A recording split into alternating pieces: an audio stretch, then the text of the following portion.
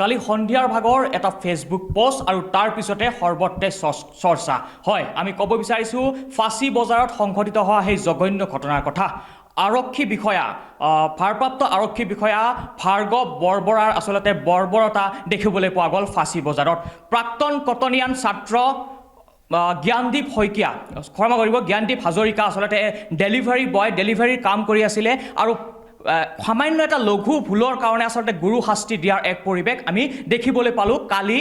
সন্ধিয়া ফাঁচী বজাৰত আৰু তাৰ পিছতে সেই গুৰুলকৈ প্ৰহাৰ কৰা হ'ল সেই যুৱকজনক আৰু তাৰ পিছতে সেই স্থানত কোনো এজন ব্যক্তিয়ে ভিডিঅ' সংগ্ৰহ কৰিছিলে সেই বিশেষ দৃশ্যসমূহৰ আৰু ভিডিঅ' সংগ্ৰহ কৰাৰ পিছতে সংবাদ মাধ্যমৰ জৰিয়তে সেই বিষয়টোৱে আচলতে বহুল চৰ্চা লাভ কৰা পৰিলক্ষিত হ'ল আৰু তাৰ পৰিপ্ৰেক্ষিতত লগে লগে তাৎক্ষণিকভাৱে আচলতে ডিজিপি জেপি সিং ডাঙৰীয়াই আচলতে নিলম্বনৰ এক নটিফিকেশ্যন আচলতে সেই আৰক্ষী বিষয়ালৈ প্ৰস্তাৱ কৰিছে আমি পূৰ্বতেও আমাৰ চেনেলৰ যোগেদি আপোনালোকক এই বিষয়ে আমি অৱগত কৰাবৰ চেষ্টা কৰিছোঁ পুনৰবাৰ আমি আপোনালোকক এই বিষয়ে জনাব বিচাৰিছোঁ যি বৰ্বৰতা দেখুৱাইছিল ভাৰ্গৱ বৰবৰাই আচলতে আৰক্ষী বিষয়াৰ হোৱাৰ যি পাৱাৰ সিংঘাম ষ্টাইলত আচলতে লঘু ভুলৰ বাবে আচলতে এক গুৰু শাস্তি দিয়া এক পৰিৱেশ আমি দেখুৱাইছিলোঁ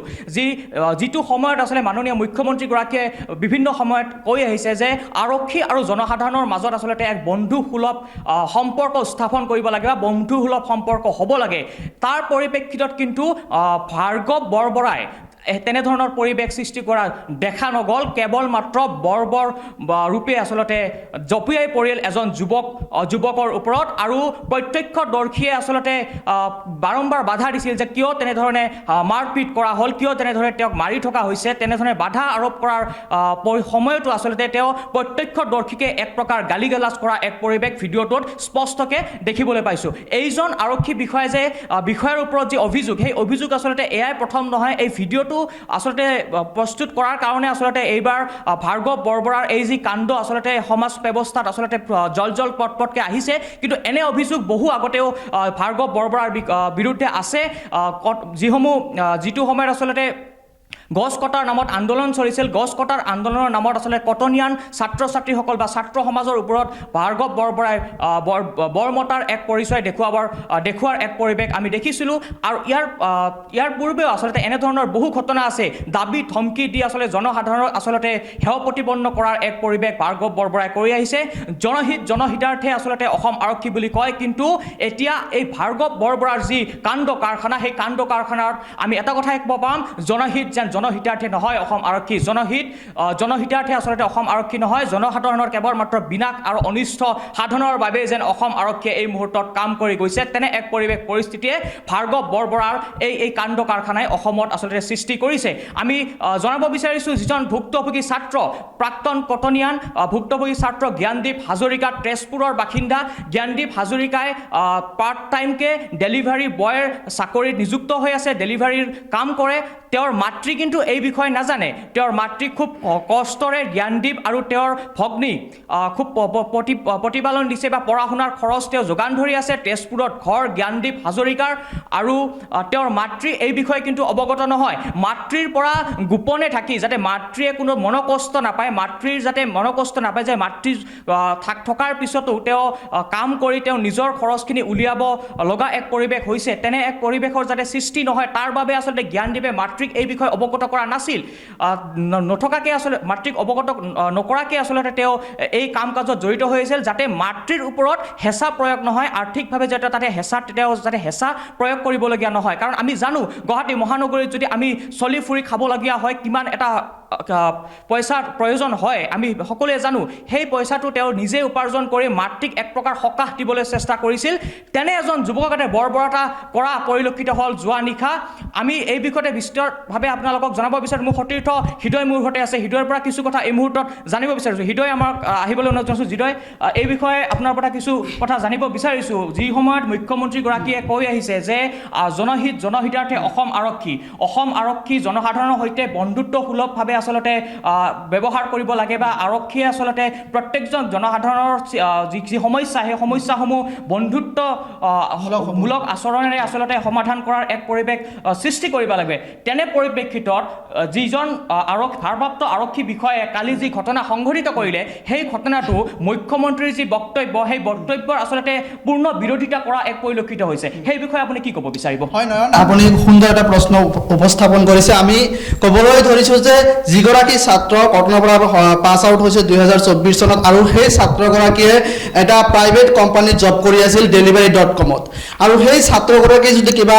ভুল কৰিছে তেতিয়াহ'লে সেই ছাত্ৰগৰাকীৰ ওপৰত হয়তো আৰক্ষীয়ে হয়তো যি আইন আছে সেই আইনমতে হয়তো ফাইন কৰিব লাগিছিল বা সেই ছাত্ৰগৰাকীক ৰাজহুৱাকৈ যেনেকৈ প্ৰহাৰ কৰিছে আৰক্ষীয়ে তাৰ সন্মানত আঘাত সানিছে আৰক্ষীয়ে আৰু ইতিমধ্যে মুখ্যমন্ত্ৰীয়ে আগতে বিভিন্ন সময়ত কৈছে আৰক্ষীক বা যিসমূহ নৱনিযুক্ত যিসমূহ আৰক্ষী আছিলে সেইসকলক কৈছে যে আৰক্ষী কেৱল জনসাধাৰণৰ কাৰণে সদায় জনসাধাৰণৰ সেৱা কৰিব লাগে বা জনসেৱা আৰু জনহিতাৰ্থে এই যিটো বাক্য কৈছে মুখ্যমন্ত্ৰীয়ে কিন্তু তাৰ সম্পূৰ্ণ বিপৰীত দেখিবলৈ পোৱা গৈছে যোৱাকালি আৰু সেই ঘটনাটোৱে আৰক্ষীয়ে কিমান যে জনতাৰ সপক্ষে আছে বা কিমান নাই সেই কথা উদঙাই দিছে কেৱল যে সেই যুৱকগৰাকীকেই যে প্ৰহাৰ কৰিছে তেনেকুৱা নহয় কাৰণ এই যিটো ভিডিঅ' ধাৰণ কৰা হৈছে সেই যুৱকগৰাকীক প্ৰহাৰ কৰাৰ সময়ত আৰু এনেকুৱা বহুত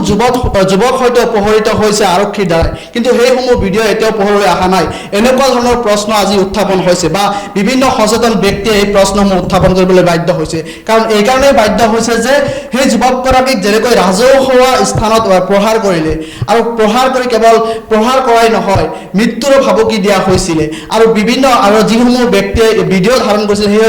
সেইসমূহ ব্যক্তিক আৰক্ষীয়ে হয়তো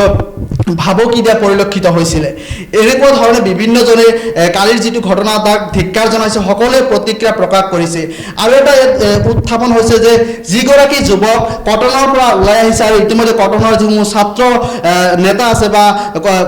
ছাত্ৰ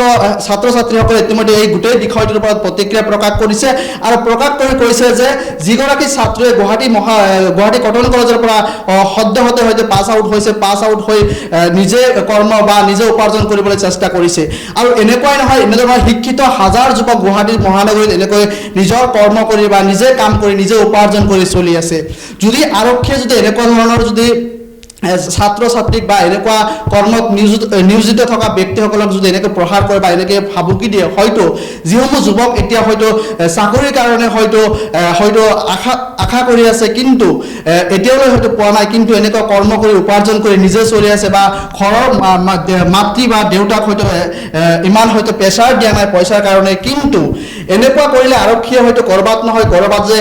সাধাৰণ মানুহৰ সৈতে হয়তো নাথাকিব বা সাধাৰণ মানুহেও হয়তো ভাবিবলৈ বাধ্য হ'ব যে আৰক্ষী সাধাৰণ মানুহৰ সৈতে নাই এনেকুৱা প্ৰশ্ন এই মুহূৰ্তত উত্থাপন হৈছে আৰু আপুনি যিটো কথা কৈছে যে মুখ্যমন্ত্ৰী সেই প্ৰশ্নটোৰ যি বাক্যশাৰী হয়তো অসম আৰক্ষীক ইতিমধ্যে কৈছিলে সেই বাক্যটো ক'ৰবাত বিৰোধ কৰিছে নেকি সঁচাকৈ বিৰোধ কৰিছে কাৰণ আৰক্ষীয়ে হয়তো যিসমূহ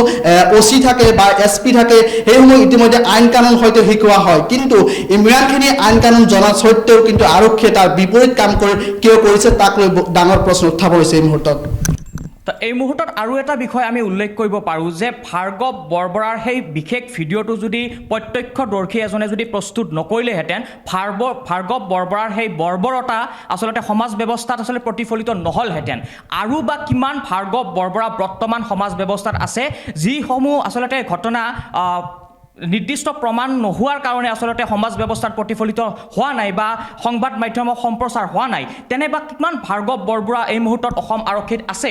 এই ক্ষেত্ৰত আচলতে মুখ্যমন্ত্ৰীগৰাকী কেনেধৰণৰ ব্যৱস্থা অনাগত সময়ত গ্ৰহণ কৰিব সেয়া লক্ষণীয় হ'ব আৰু এটা কথা উল্লেখ কৰিব লাগিব যে ভাৰ্গৱ বৰবৰাৰ যি কাণ্ডতে সংঘটিত কৰিলে সেই কাণ্ডৰ কেৱল মাত্ৰ নিলম্বনে চূড়ান্ত শাস্তি নেকি তেনে প্ৰশ্ন কিন্তু এই মুহূৰ্ত সচেতন জনতাই উত্থাপন কৰিছে আৰু কৰাটো স্বাভাৱিক কাৰণ বৰ্বৰভাৱে আচলতে এজন যুৱক যিজন সুশিক্ষিত যুৱক যিজন যুৱকে আচলতে নিজৰ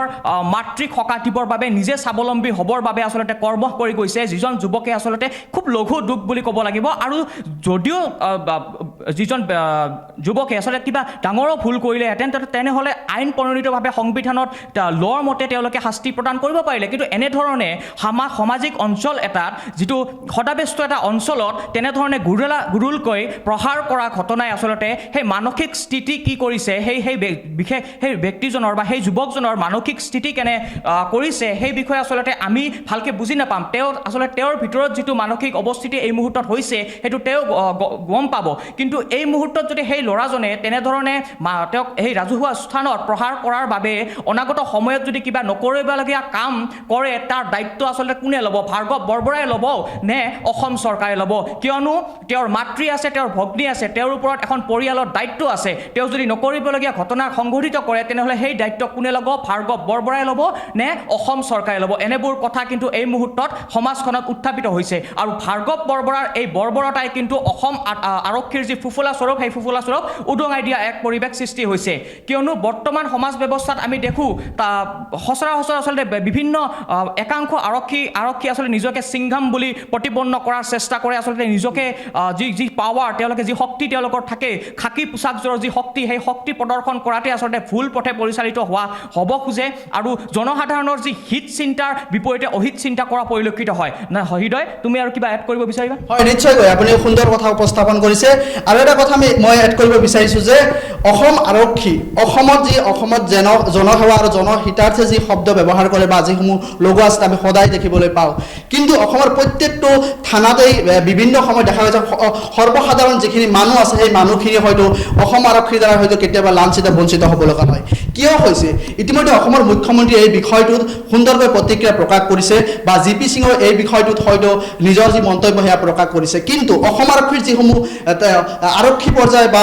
থানাত যিসমূহ OC থাকে বা SI থাকে আৰু যিসমূহ আৰক্ষী থাকে সেইসকল ব্যক্তিয়ে নিজক কিয় কণ্ট্ৰল কৰিব পৰা নাই নিজৰ যি ক্ষমতা সেই ক্ষমতা কিয় অপব্যৱহাৰ কৰিছে তাক লৈ প্ৰশ্ন উত্থাপন হৈছে ইতিমধ্যে দেখা গৈছে যে অসম আৰক্ষীয়ে বিভিন্ন সময়ত গুৱাহাটী যি মহানগৰীৰ যি স্মাৰ্ট আৰক্ষী আছে সেই আৰক্ষীয়ে গুৱাহাটী মহানগৰীৰ বিভিন্ন সময়ত চিলনি চুৰেই হওক বা বোমাই হওক বিভিন্ন ধৰণৰ বিষয় উত্থাপন হৈছে তাক কিন্তু নাকি লগাব পৰা নাই কিন্তু অসম আৰক্ষী এগৰাকী নিৰীহ যুৱক যিগৰাকী যুৱক প্ৰকৃত হিৰো হৈ অসমৰ গুৱাহাটী মহানগৰীত নিজে কৰ্ম কৰি নিজে উপাৰ্জন কৰি খাই আছে সেইসকল ব্যক্তিৰ ওপৰত কিয় অসম আৰক্ষীয়ে জঁপিয়াই পৰা দি পৰিছে তাক লৈ ডাঙৰ প্ৰশ্ন উত্থাপন হৈছে অসম আৰক্ষীয়ে এতিয়া নিজকে সংশোধন কৰিব লাগিব কাৰণ এইকাৰণে সংশোধন কৰিব লাগিব যিসমূহ সাধাৰণ মানুহ আছে যিসমূহ শিক্ষিত যুৱক আছে বা যিসমূহ মানুহ নিজে কৰ্ম কৰি খাই আছে সেইসকল মানুহক অসম আৰক্ষীয়ে সদায় লগত থাকিব লাগিব সাহস দিব লাগিব তেতিয়াহ'লে অসমখন আগুৱাই যাব বা অসমৰ যিসমূহ নিবনুৱা সমস্যা আছে সেইসমূহ সমস্যা লাহে লাহে দূৰ হ'ব যদি অসম আৰক্ষীয়ে এইবোৰ কাম নকৰে হয়তো অসমত যিসমূহ সমস্যা আছে সেই সমস্যাসমূহ দূৰ নহ'ব এনেকুৱা ধৰণৰ বিক্ষিপ্ত ঘটনা হয়তো ঘটি থাকিব মোৰ ক'বলগীয়া এইখিনিয়ে